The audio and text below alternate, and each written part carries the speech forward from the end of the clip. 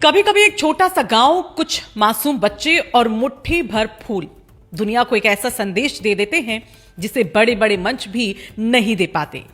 उत्तराखंड के पहाड़ों से निकली एक ऐसी ही परंपरा इन दिनों पूरे देश में चर्चा में है और इसकी वजह बने हैं देश के जाने माने उद्योगपति आनंद महिंद्रा जी।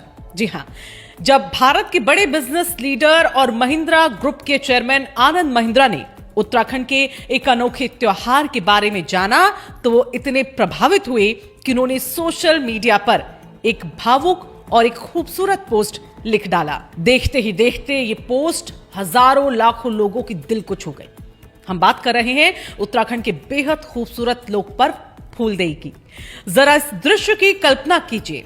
सुबह का समय है, पहाड़ों की ठंडी हवा बह रही है, जंगलों में नए फूल खिल चुके हैं और गांव के छोटे छोटे बच्चे टोकरी लेकर निकल पड़ते हैं।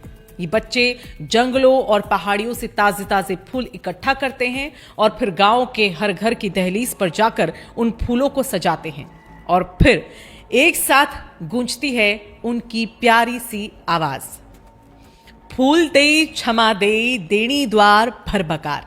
यानी आपके घर की दहलीज फूलों से भर जाए, आपके घर में सुख समृद्धि आए और खुशियों का भंडार भर जाए। और सबसे खास बात क्या है जानते हैं?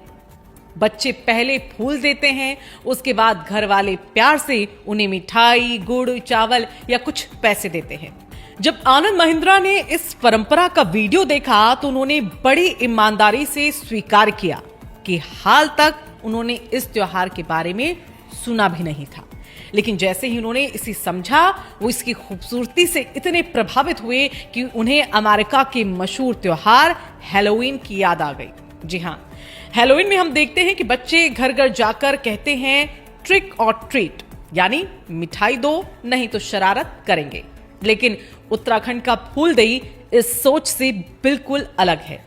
यहां बच्चे आते हैं आपके घर और कहते हैं हम पहले आपको फूल देंगे, पहले आपको शुभकामनाएं देंगे, पहले आपके घर में खुशियां लाएंगे।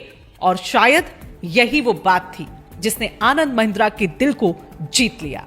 उन्होंने जो पोस्ट शेयर की उसमें लिखा कि आज जब पूरी दुनिया पर्यावरण संरक्षण और प्रकृति की बात कह रही है तो बसंत और प्रकृति के इस सुंदर उत्सव को दुनिया भर में जाना जाना चाहिए।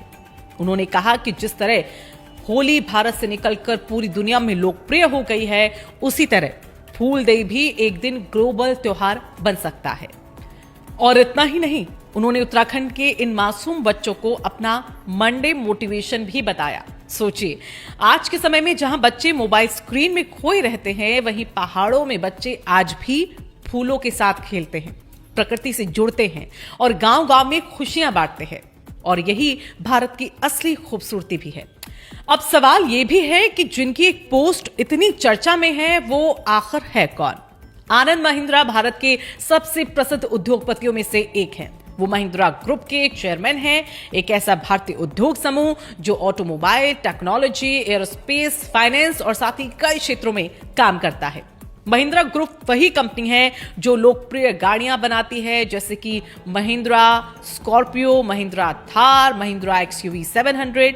लेकिन आनंद महिंद्रा सिर्फ एक उद्योगपति ही नहीं है, बल्कि वो सोशल मीडिया पर अपने कई प्रेरणादायक पोस्ट डालते हैं, दिलचस्प वीडियो को शेयर करते हैं और फिर भारतीय संस्कृति से जुड़े विचारों के लिए भी वो काफी मशहूर हैं।